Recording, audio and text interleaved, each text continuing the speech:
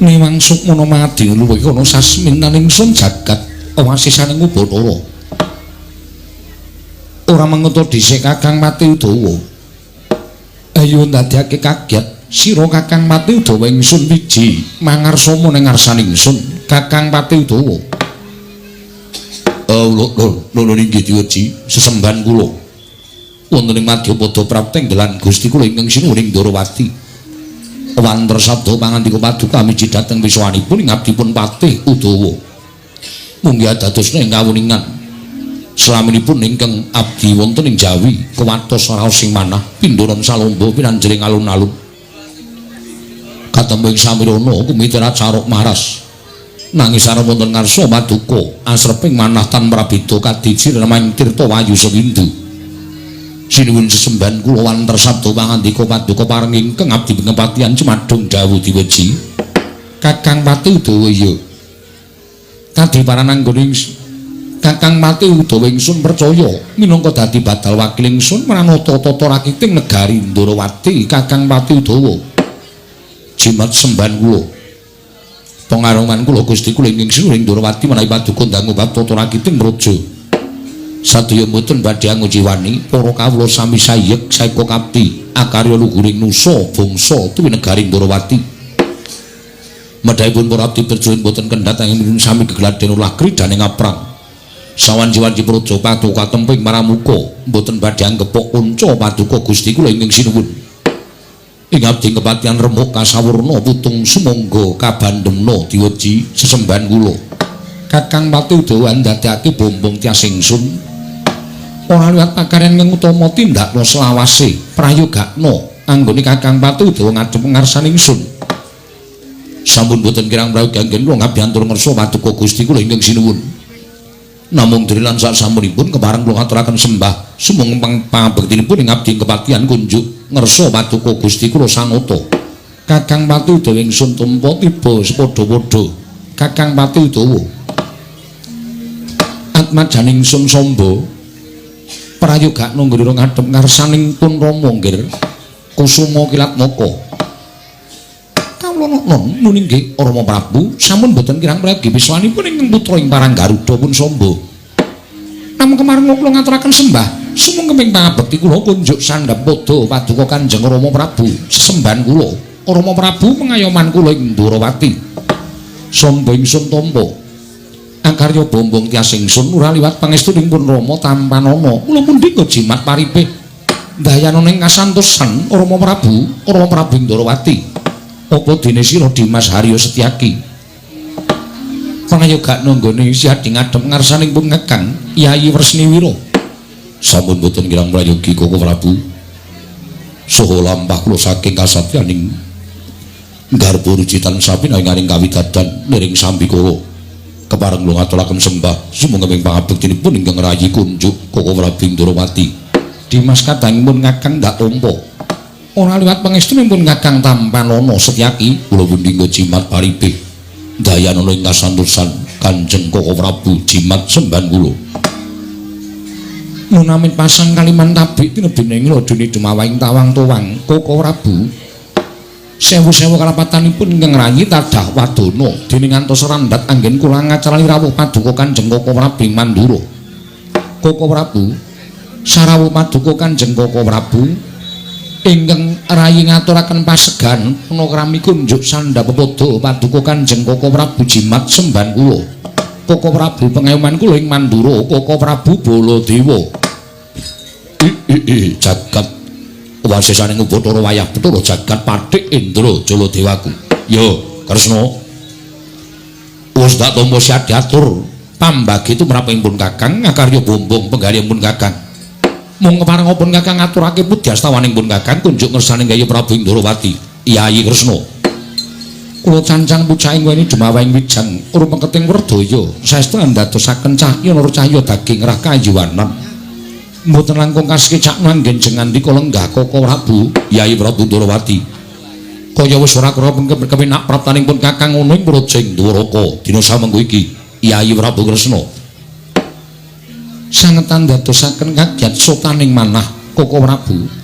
Dene rawuh paduka ingkang boten cecala ingkang saderengipun upami oleh utusan gandhek sak kembaran agengipun paduka utusan Nayaka ing Pandura paring dawuh bilih kelenggan sak mangke badhe keparang tedhak wonten ing Praja Ndwarawati. Koko Prabu saestu kula nedya ngrakit rata manik obra ing nangsing Jong Banunji kinarya methuk paduka Kanjeng Koko Prabu saha nyawisaken Hermawar kinarya mijiki ampian paduka Kanjeng Koko Prabu kinarya tandha bektinipun kadang taruna tumraping kadang werda. Koko Prabu jagat Dewa Bathara jagat pangestu Kresna kula wonten timbalan ing adhawu nada nembe kawiyosing pangandikan wae persasat kaya wis tumplak punjen sinundul puyuh penggaling pun Kakang Tan Prabita kaya dene kejugurukan Wukir Sari kelepaning samudra madu nanging Yayi ndak suwun nata upacara ning kaprajaning mengkono mau aja mbok aturake kelawan pun Kakang sabab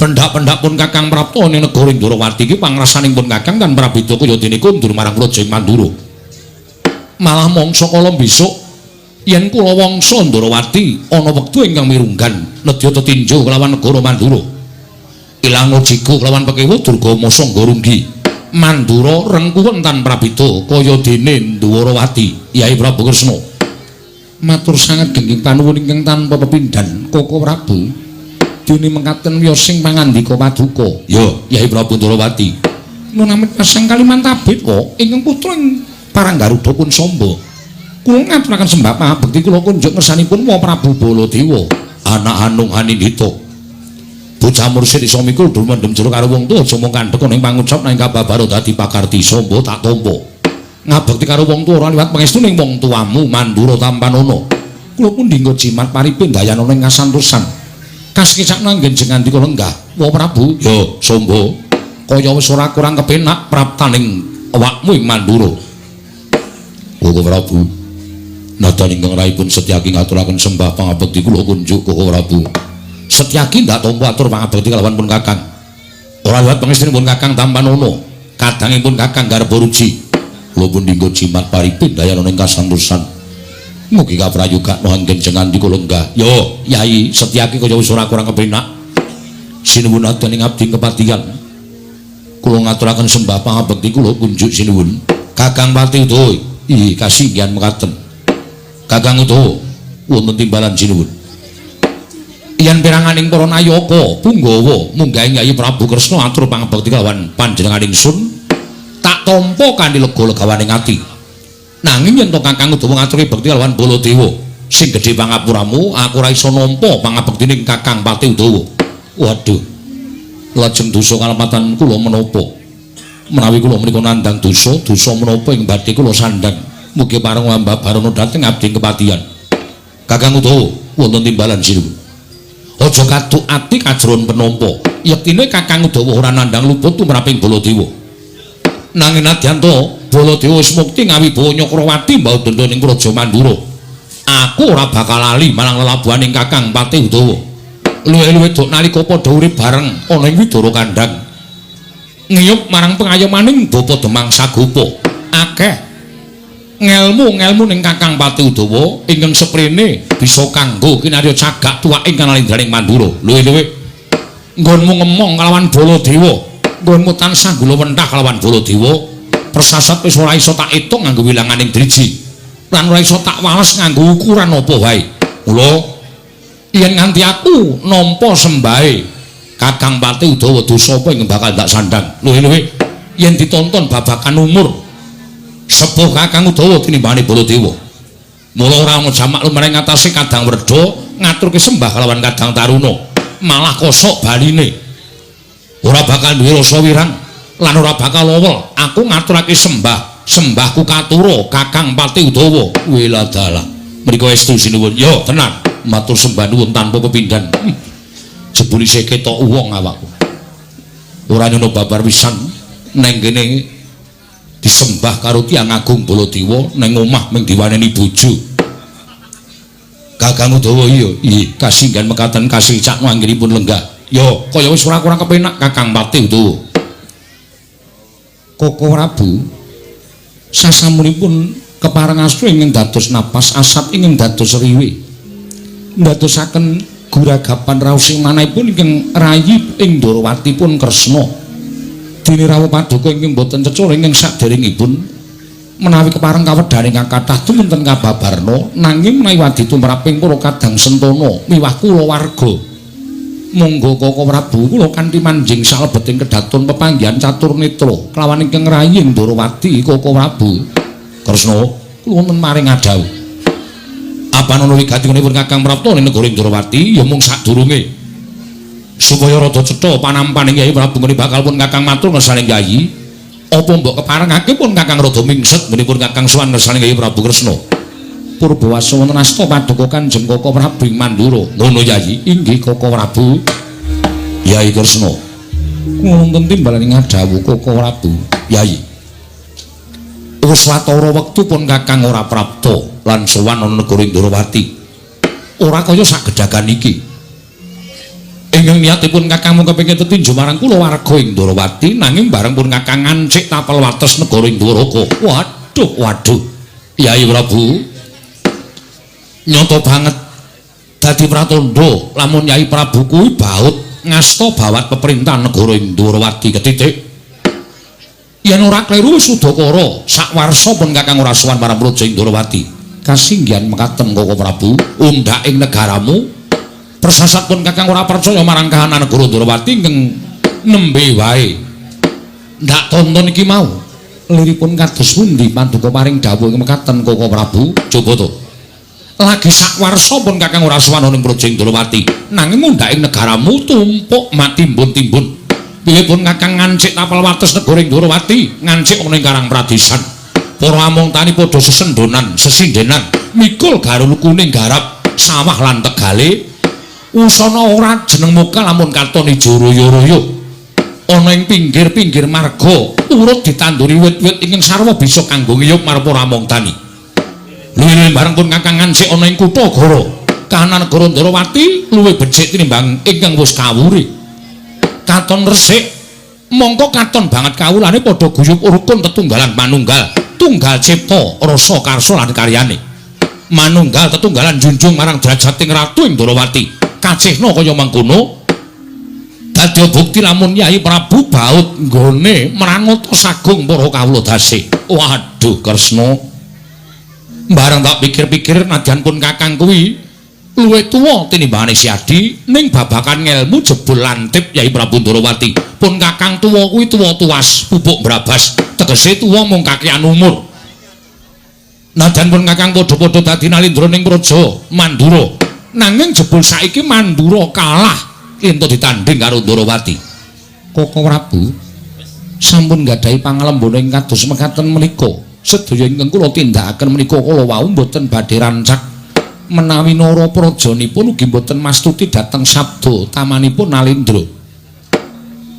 Mengkono Kresna inggih jalaran tumrap kula negari ingkang dipun sebat Sentosa menika kala wau menawi tiga-tiganipun manunggal tetunggalan telu-telune manunggal tegese piye antawisipun Nalindra Nayaka lan kawulanipun Nayaka menika dados lidah sinambunging Nalindra mboten kenging ngenggokaken perintahing Nalindra tuwin mboten kenging tumindak sewiyah-wiyah dhateng kawulanipun tansah mastuti dhateng sabda tamanipun Nalindra semanten ugi Nalindra kedah pitados kaliyan nayakanipun lan ugi kedah saged nintringi dhateng wewatakenipun Nayaka menika kala wau menawi kateman mekaten tartamtu kawula tresna dhateng Nayaka satemah parintahing Nalindra ing lumantar para Nayaka menika kala wau saged tinampi cetha dening para kawula lan sagedipun tindakaken kanthi ikhlas tuwin lair lan batosipun Koko Prabu jagat Dewa Bathara.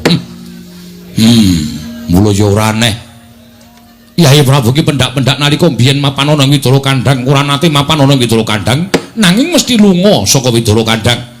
3 sasi lunga saka Widara Kandhang, seminggu mapan ing Widara Kandhang, 5 sasi lunga saka Widara Kandhang, 2 dina bali terus lunga meneh. Nalika semono kowe tak suwuni priksa jarene necep ngelmu ning para Brahmana, necep ngelmu ning para Nalindra. Lah iki tumanjane ana ing kene iki. Inggih Koko Prabu. Tumanjane ngelmu ki ana ing kene iki. Mula ora aneh wong sing seneng ngudi ngelmu tan wurunga besok bakal kebegan penggalih ingkang jembar kaya sira Yayi. Kasinggihan mekaten Koko Prabu. Nanging kejaba saka kuwi Yayi Mumpun Kakang paring ana dawuh kepiye supaya Mandura aja nganti kalah kadohan karo Ndrawati kahanan negarane. Koko Prabu. Estunipun anggen kula ginakaken menika namung nalika paduka Kanjeng Koko Prabu nate dipun wisuda dados nalendra tertentu sampun nampi wujudipun wewarah kawruhing kraton.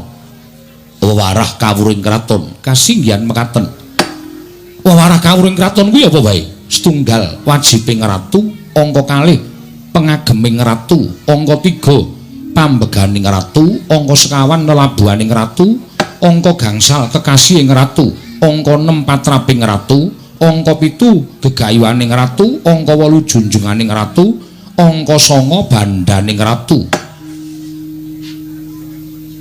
Sangang perkawis wajibing ratu, pengageming ratu, pambeganing ratu, lelabuhaning ratu, kekasihing ratu, patraping ratu, gegayuhaning ratu, junjunganing ratu, bandaning ratu.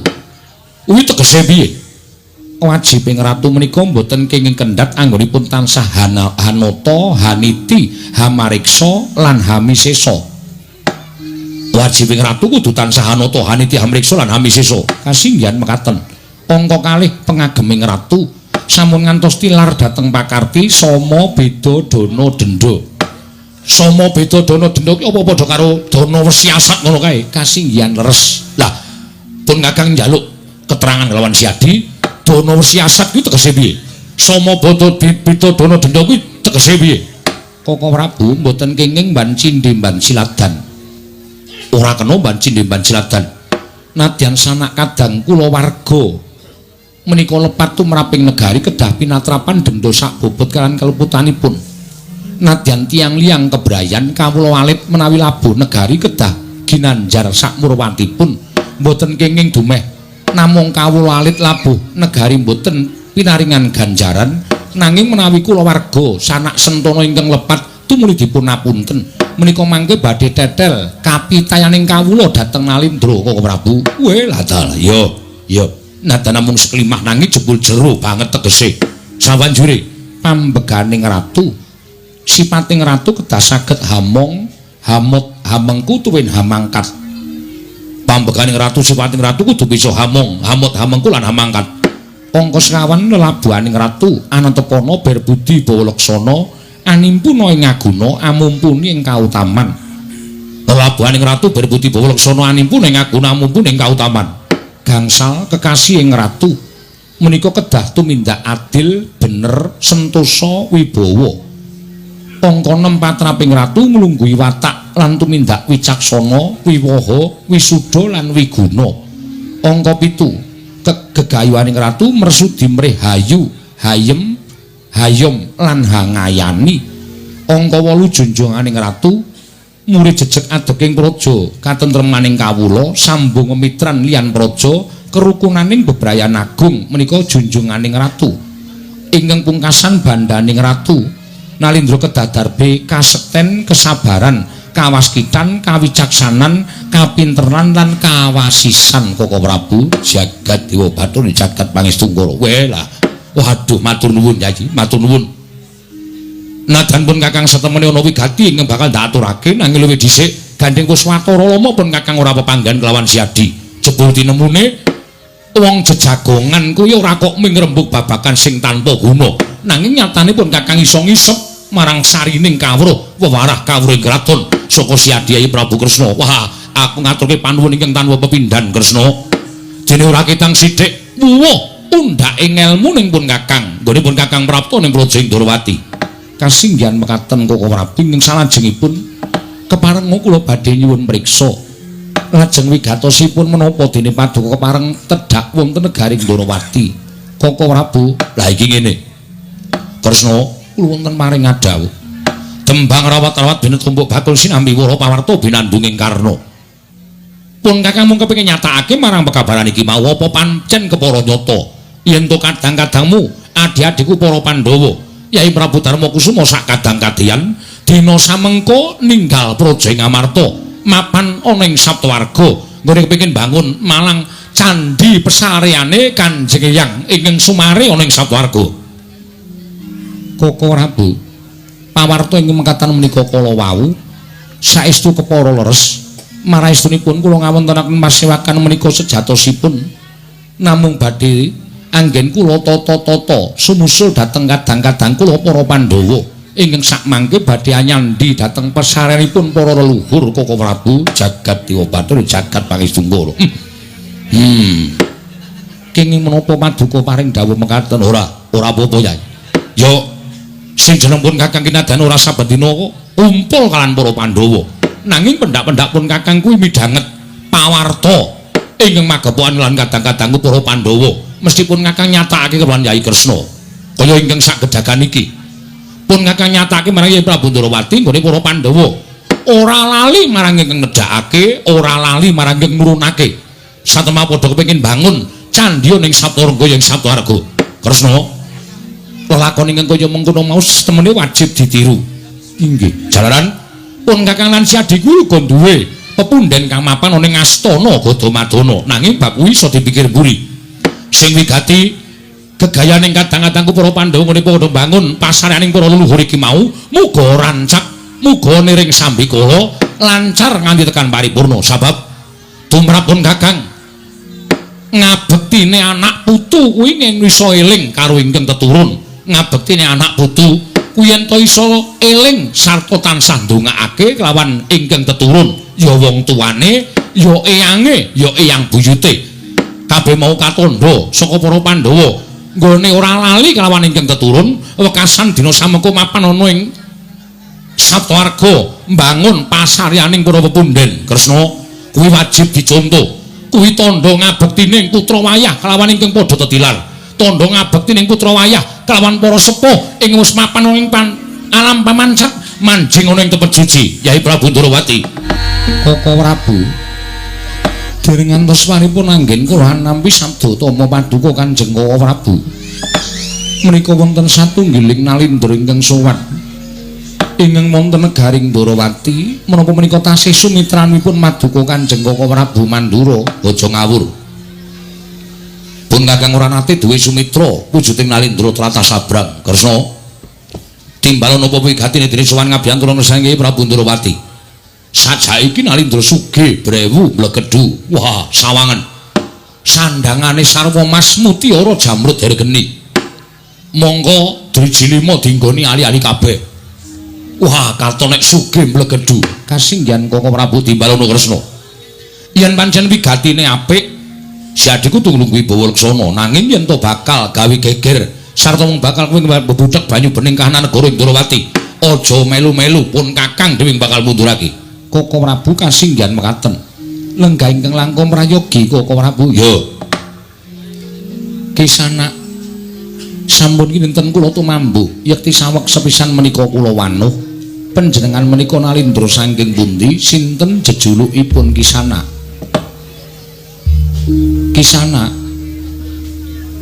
sampun kinten kula tumambu yekti saweg sepisan menika kula wanuh panjenengan menika nalindra saking pundi sinten jejulukipun kisana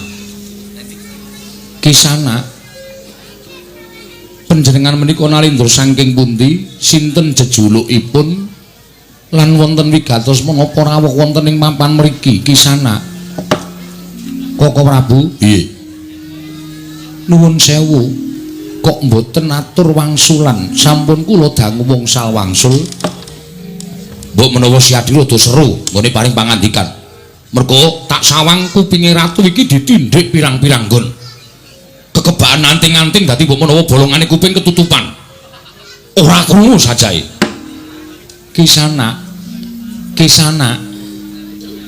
panjenengan menika nalindra saking pundi sinten jejulukipun kisana kepareng kula aturi paring dawuh kisana Koko Prabu menawi netranipun menika mendonong nanging nuwun sewu kok mboten wangsulan mbok cobidipun jawil Koko Prabu yo wah wonten dawuh wah damel kaget kala sing manah kula gawe kaget piye wah kula menika nedeng ngrantu dhateng sabdanipun Sinuwun Prabu Ndrawati lho kok ngrantu piye lho kowe iki wis ditimbali bola-bali lho menapa sampun wis waduh mboten mireng nuwun pangapunten Sinuwun kula aturi ngambali pangandika panjenengan kisana Sampun kinten kula tumambuk yekti saweg sepisan menika kula wanu panjenengan menika nalindra saking pundi sinten jejulukipun lah dalah menawi padukun dangu kalian kula inggih pangestunipun kula sowan menika namung ijen kemawon. Koko Prabu piye kok mboten nyambung kula nyuwun priksa nami kok wangsulanipun ijen kemawon. Walah blai iki ning daya siji wae budhek kupinge. Ora iso wangsulan, Rada Sera Kresna, kedaling latimu rada dicethake. Sabab wong Sudarungon ki adat saben sing dimatke kedaling lati. Mekaten Koko Prabu. Nggih. Kisana. Sampun kinten kula tumambuk. Yekti sepisan menika kula wanu. Panjenengan menika nalindra saking pundi sinten jejulukipun Kisana? Wah, jejuluk to. Kawit wau sampun jejuluk. Ateges panjenengan dangu kalian kula. Inggih, panjenengan nalindra saking pundi? Wah, ladalah. Nuwun pangapunten sinuwun. Radi sawetawis kula menika cumeng klungen nyawang dhateng kawontenanipun negari Ndorowati. Mboten nginten babar pisan manami kula menika saged dumugi wonten negari Ndorowati. Mila kula menika gumun setahun jenggleng serendeng. Ing atasipun kula menika ngraosaken bilih negari kula menika sampun sae-saening negara ning jebul sasampunipun kula menika sowan dhateng negari Ndorowati jebul negari kula menika kaendanipun boten wonten sapra sekawanipun negari Ndorowati. Inggih, matur sembah nuwun panjenengan menika nalindra saking pundi? Kula menika wingking saking negari ing Pageralun. Negari ing Pageralun. Inggih. Sinten jejulukipun? Kula menika Prabu Sasra Hambara. Prabu Sasra Hambara. Inggih. Menika nami sepuh. Nami muda kula menika naminipun Prabu Sasra Digdaya. Prabu Sasra Digdaya. Inggih. Nami alit Giatun.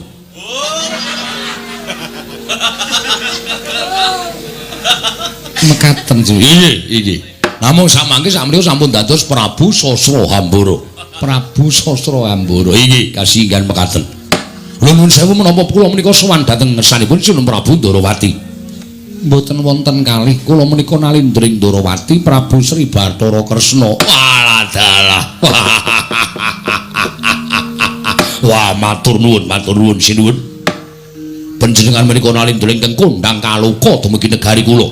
Nalindra titis Wisnu, nalindra ingkang lantip panggrahitanipun, nalindra ingkang sampun sinampiran kewajiban nentremaken jagat raya. Mila mboten nama-muka menawi kawula sak negari Pageralun menika sami kepi lan kumacelu pengin pepanggihan kalanjeng ngandika Gusti kula ingkang sinuwun Prabu Sri Bathara Kresna. Samangke persasat kadidene nampi kanugrahan dene jasad kula saged pinanggih kaliyan Sinuwun Prabu Sri Bathara Kresna. Inggih Kisana, sampun kados mekaten kula menika namung nalindra limrah kemawon Kisana. Inggih. Nanging panjenengan dawuh mekaten ning jagat menika mboten kenging dipun apusi. Nyatanipun kawentar kalukengret dumugi jagat pundi kemawon sami prisa dhateng Sinuwun Prabu Sri Bathara Kresna. Inggih, matur sembah nuwun. Ing wonten wingking menika sinten? Menika anak kula pun Raden Samba. Raden Samba. Wah, baguse padha bapakne. Piye? Nulat karo sing tuwa. Mila mboten omong aneh. Wah, jan ramane yo ganteng, putrane yo bagus. Wah, beda karo anakku. Anak siji rambuté dhuwur ra thukul. Jenggote diawane ora jamak-jamak. Nganti iso nggo nyapu. Inggih. Mboten napa ning kados apa menika anak kula tetepane kula tresnani. Inggih Kisana, inggih. Matur sembah nuwun. Salajengipun kepareng kula badhe nyuwun dawuh. Inggih. Panjenengan menika Prabu Sasra Hambara rawuh wonten negari Ndorowati menika wigatosipun menapa? Lah menika ngaten sinuwun.